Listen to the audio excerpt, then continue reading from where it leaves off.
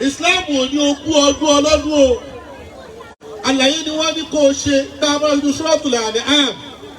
Aya 108. A'udhu billahi minash shaitanir rajim. Bismillahir Rahmanir Rahim. Wala tasubbu alladhina yad'una min dunillah. Kí gbogbo Kìrìsìtẹ́nì tí máa ń gbọ́ wa ẹ bá rí àwọn àfáà kan tí wọ́n ń ṣe bákan Islam kọ́ mú o. Wala tasubbu alladhina yad'una min dunillah. Al-Qur'ani ní sọ fún wa yìí. Ó ní ẹ bá bu àwọn tó jásí pé wọ́n ń pè nǹkan míì tó yàtọ̀ tọ́lọ́hun. Min dunillah. Bí àwọn eléégún bá ń ṣọdún, ẹ má fi ẹnu ẹ̀tẹ́ kan ọdún wọn. Min dunillah. Bí àwọn olóró tí wọ́n bá ń gbé orò, ẹ má bu ọdún wọn. Min dunillah. Àwọn alágẹmọ bí wọ́n bá ń gẹmọ tiwọn, ẹ má fẹ́ nu ẹ̀tẹ́ kan ọdún wọn. Fayasubbullaha adwan bighayri ilmin. Torí kiri bẹ́ẹ̀ bá bú wọn, àwọn náà ní gbẹ́nu dákẹ́ o. Fayasubbullaha bighayri ilmin. Àwọn náà lọ lè gbé láti ibi tó ti ga ìtẹ̀yìn nígbàgbọ́ sí tẹ̀yìn pè ní ọlọ́run yìí yẹn. Àwọn náà máa bú ọlọ́run ti yẹn. Fayasubbullaha adwan bighayri ilmin. Ó yà mọ́ ní ẹnìkan tó bẹ̀rẹ̀ sí ní yakayaka Ànábì. Sallallahu alayhi wa sallam. Ó bẹ̀rẹ̀ sí ní bẹ̀rù bú Ànábì. Ọwọ́ adé kí ló dé ló bú Ànábì tó alẹ́. Níbo ti yé mọ́. Fayasubbullaha adwan bighayri ilmin. Òun náà máa bú ọlọ́run.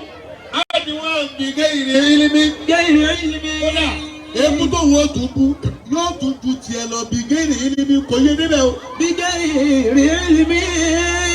Abáwọ̀ lọ fà á. Wọ́n bu ọdún ọlọ́dún. Fi àwọn oníkérésì ilẹ̀ kí wọ́n máa ṣe kérésì. Fàwọn olóró lẹ̀ kí wọ́n máa ṣe olóró. Bí ò bá tẹ́ ìwọ lọ́rùn, àlàyé nìyẹn ṣe, wáàsí nìyẹn ṣe kì í ṣe èbú. Kadhalika zayyana likulli ummatin amalahum. Ibi tí mo fẹ́ ká wọn dá láì yẹn. Kadhalika zayyana Ọlọ́run ní wọ́n bu wọn. Kadhalika zayyana.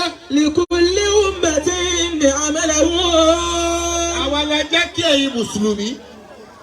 Àwa la ṣàyànà ìsìláàmù fún yín tẹ́yìn fi ń rí i pé kò sí nǹkan bí àfi ìsìláàmù. Kadhalika zayyana likulli ummatin amalahum. Bí wọ́n ti wo eléégún pé ẹ̀yìn yìí ẹ̀ sí lójú ọ̀nà kì bá dáa kẹ́ ẹ kírun. Bẹ́ẹ̀ ni eléégún wò wọ́n náà bí ó sì dáa kò ní wá jọ ìwà o. Kadhalika zayyana. Bí wọ́n ti wo Kìrìsìtẹ́nì pé ẹ̀ sí lọ́nà. Èyí tẹ́ ń pe Jésù, èyí tẹ́ ń pe aleluya, sí lọ́nà tí wọ́n ń kàrú, àwọn náà mọ̀ wọ́n bí ìbádẹ́ta kí àfa yìí fa iye ẹ̀kú Jésù. Kadhalika zayyana likulli ummatin amalahum. Òun ti rú bọ̀, wọ́n pàdé wa, wọ́n sì tún máa fún wa níwèé. Wọ́n bìrì fún Ọlọ́run lè yí ẹ padà. Àwọn tí wọ́n ń gbé orò, Ọlọ́run sọ ìyáàdà rẹ̀ kí wọ́n máa rí i pé òun nìkan lọ́nà. Wọ́n tún máa wá sọ fún bí àfa. Ọ̀làdẹ̀gbẹ́bí wá dolóró. Ó wá ní bú wọn ẹ̀ẹ́dọ̀ máa fi yẹra yín ni. Ọkùnrin kan jáde láìpẹ́ yìí. Ó ní ẹ bá gbà wọn láyè gbogbo tó wà ní Al-Qur'ani pátá tí Qur'ani túbọ̀ òun máa mú jáde nù fa. Yóò sì máa ní gbẹ́tọ̀. Ayé Al-Qur'ani ní tó ń túmọ̀ rẹ̀ ní. Ó ṣe déédéé odù fún àtàwọn náà.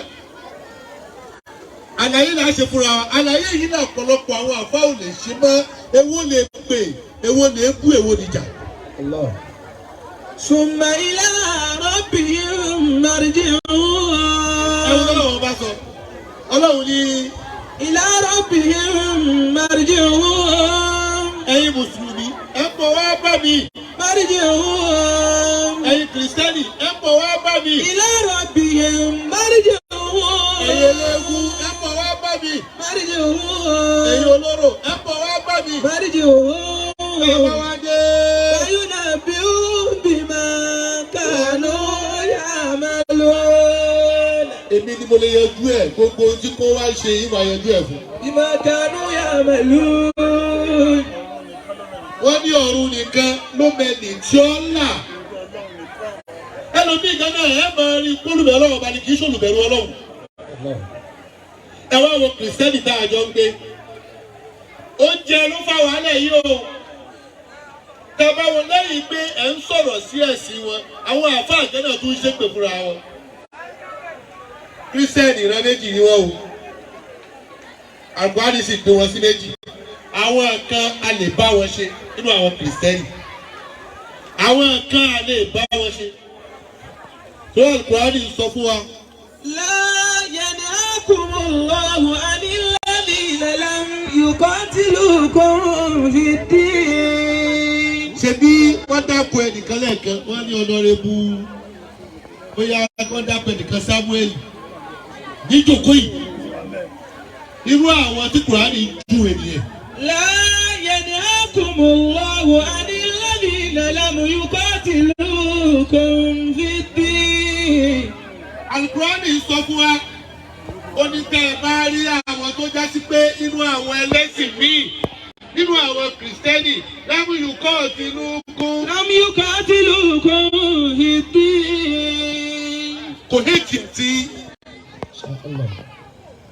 kò bínú ẹ̀sìn, kò kórìíra ẹ̀sìn.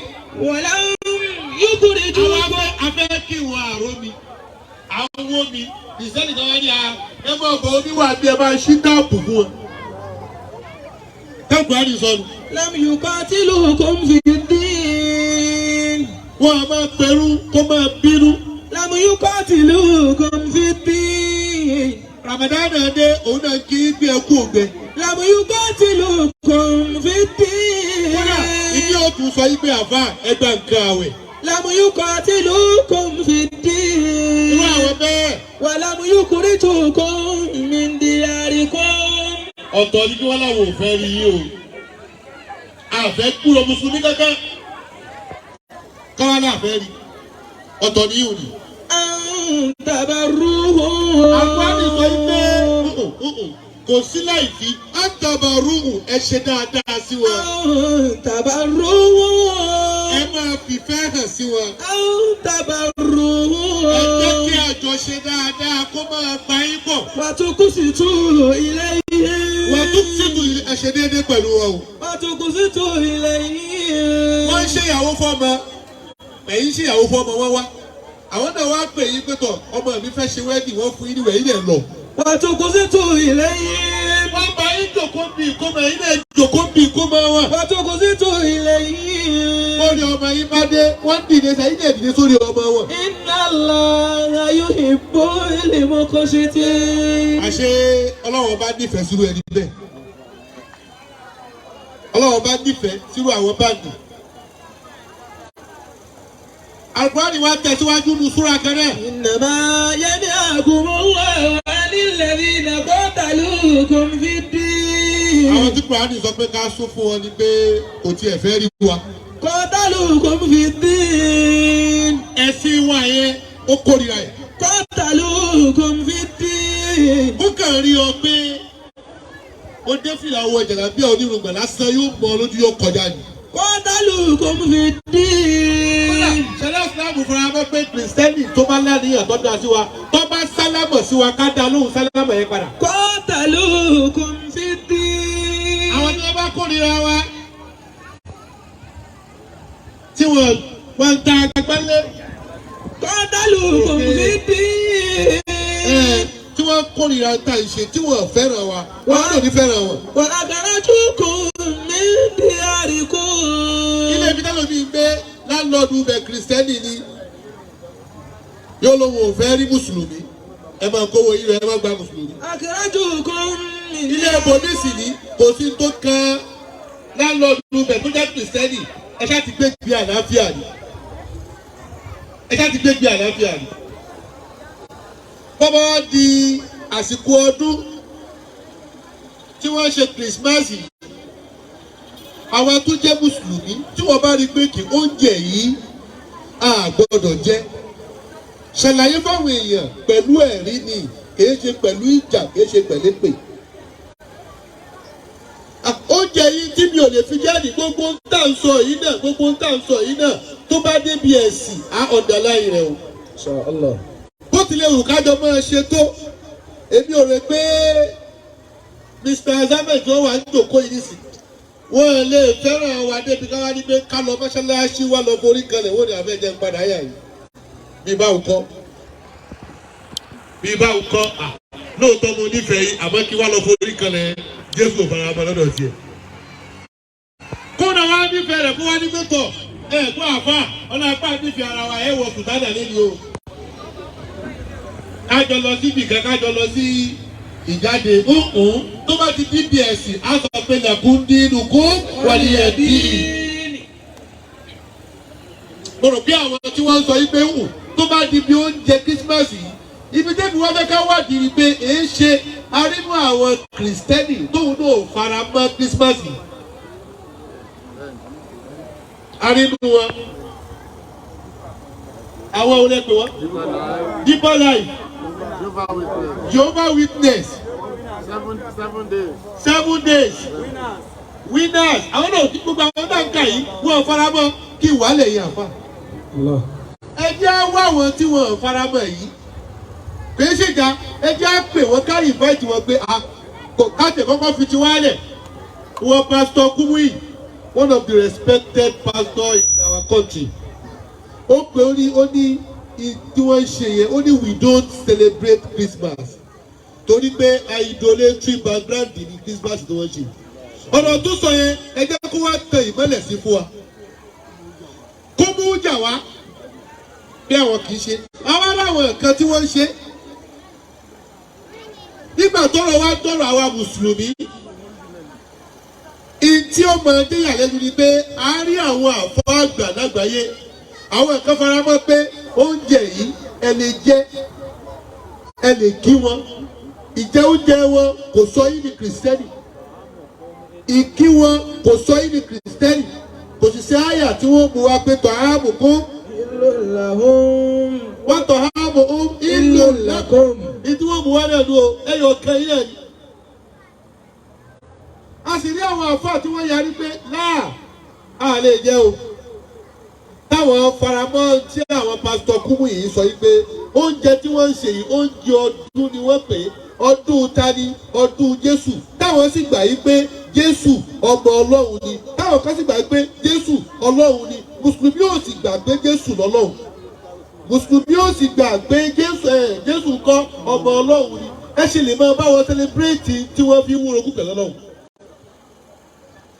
tó bá rí pé lẹ́yìn ni àdíjẹ́ o àti pé ẹran tí wọ́n gbà yìí wọ́n dákọ̀ Ọlọ́run sí wọ́n dákọ̀ ṣe bìsìmíláì kí wọ́n tó pa ẹran yìí àwọn kan ọ̀dà tí wọ́n bá ṣe tó bá ti gbé lọ́tì ẹ̀wọ̀ wí sí kọ́ jẹ́ bàbá wo bàbá ní látàyédáyé ni wọ́n ti fà every 25 of December náà ni wọ́n